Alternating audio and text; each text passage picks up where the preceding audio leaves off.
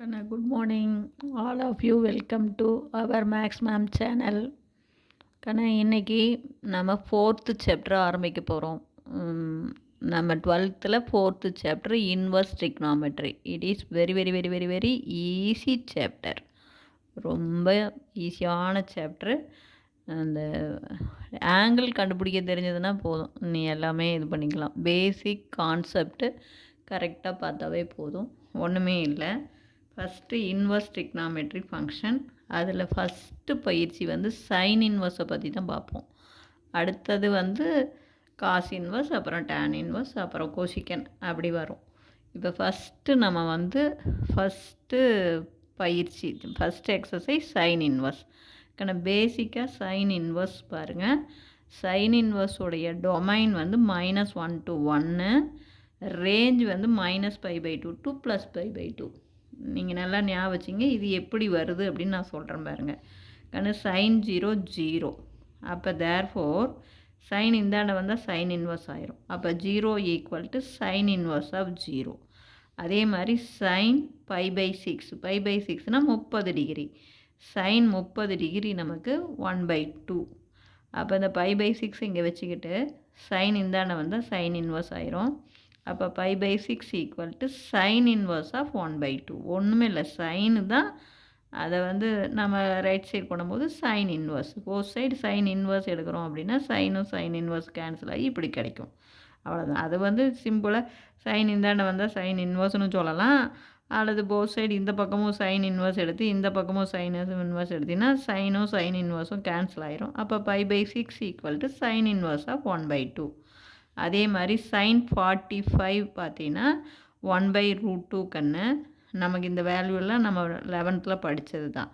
உனக்கு இல்லை தெரியலனா இந்த 2 ட்ரையாங்கிள் போட்டிங்கன்னா நீயே உனக்கே தெரிஞ்சு போயிடும். அதாவது 30 டிகிரி 90 டிகிரி அது போடுவோம் இல்லையா, 30 60, அது இந்த ட்ரையாங்கிள் போட்டும் நீ கண்டுபிடிச்சிக்கலாம். என்னது, இது வந்து 90, இங்கே வந்து என்னென்னு போடுவேன் 30, இங்கே 60, 30க்கு ஆப்போசிட் 1, இது வந்து 60க்கு ஆப்போசிட் √3, இது 2. இது ஈஸியாக 1 2 √3 இப்படி ஞாபகம் வச்சுக்கலாம். அல்லது 45 டிகிரி போட்டோமா அப்படின்னா இதுவுமே அதே தாங்கன்னு பாரு. இது வந்து நமக்கு 90 டிகிரி, இது பார்த்தீங்கன்னா 45, இது பார்த்தீங்கன்னா 45. அப்போ தேர்ஃபோர் இங்கே என்ன வரும், 45க்கு ஆப்போசிட் 1, அதே மாதிரி இந்த 45க்கு ஆப்போசிட் 1, இது வந்து ஹைபாட்னியூஸ் வந்து √2. இப்போ இதில் நீ என்ன ஆங்கிள் வேணாலும் கண்டுபிடிச்சிக்கலாம். பாரு, sine 30 opposite side by hypotenuse 1/2.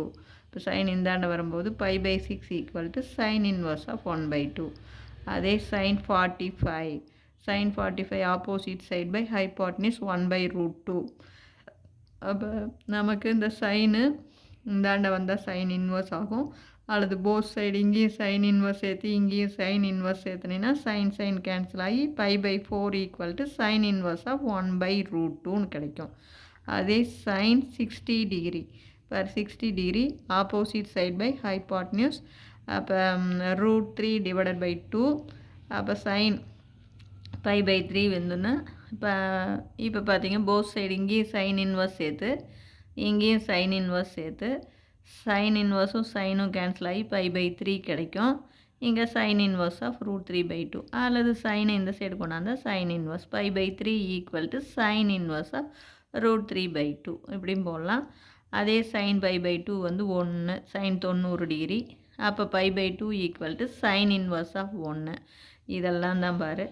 அதே சைன் வந்து நம்ம ஆடு ஃபங்க்ஷன் அப்போ சைனுக்குள்ளே வந்து மைனஸ் இருந்தால் அது வெளியில் வரும்போது மைனஸாக மாறி வரும். அப்போ சைன் ஆஃப் -π/6னா மைனஸ் சைன் π/6 -1/2. புரியுதா? அப்போ -1/2. இதுக்கு அதே மாதிரி சைனை நம்ம நீக்கணும்னா சைன் இந்த சைடு கொண்டாந்துக்கலாம். அப்போ -π/6 = சைன் இன்வர்ஸ் ஆஃப் -1/2. அதே தான் இங்கே என்ன வேல்யூ போட்டோமோ அதே தாங்கன்னு. சைன் ஆஃப் -π/4 அப்படின்னா மைனஸ் வெளியில் வந்துடும், மைனஸ் சைன் π/4. அப்போ மைனஸு சைன் 45 பாருங்கள் ஆப்போசிட் சைட் பை ஹைபாட்னியூஸ் 1/√2.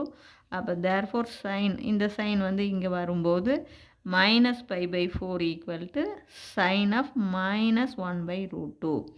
இதே தான் sin minus pi by 3. அப்போ மைனஸ் வெளியில் வந்துடும்.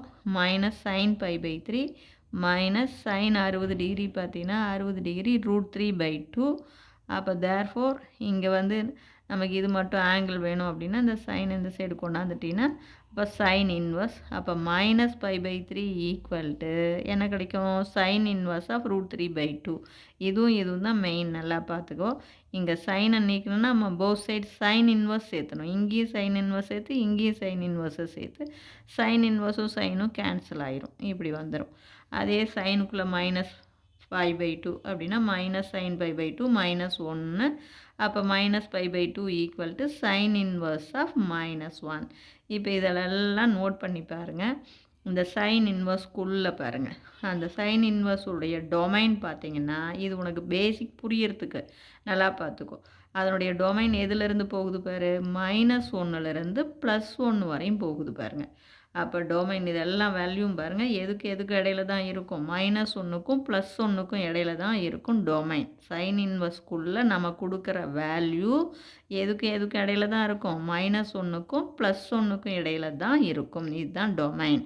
அதே நமக்கு வர ரேஞ்சுனா ஆன்சர். அதை பாருங்கள். இந்த ஆங்கிள் எல்லாம் பாருங்கள். இங்கே பார்த்தீங்கன்னா இது பை பை 2வா, அப்புறம் பை பை 3 பை பை 4 இது 0. அப்புறம் இதில் பாருங்கள் என்ன வரும் நமக்கு மைனஸ் பை பை 2 வரும் பாருங்கள். இதை பாருங்கள் minus pi by 2 minus pi by 3 ஆக மொத்தம் நமக்கு கிடைக்கிற ரேஞ்சு மைனஸ் பை பை 2லேருந்து ப்ளஸ் பை பை 2. இதுதான் பேசிக் ஃபார்முலா. பார்த்துங்க. சைன் இன்வர்ஸ் அப்படிங்கும்போது அதனுடைய டொமைன் மைனஸ் 1 டு ப்ளஸ் 1.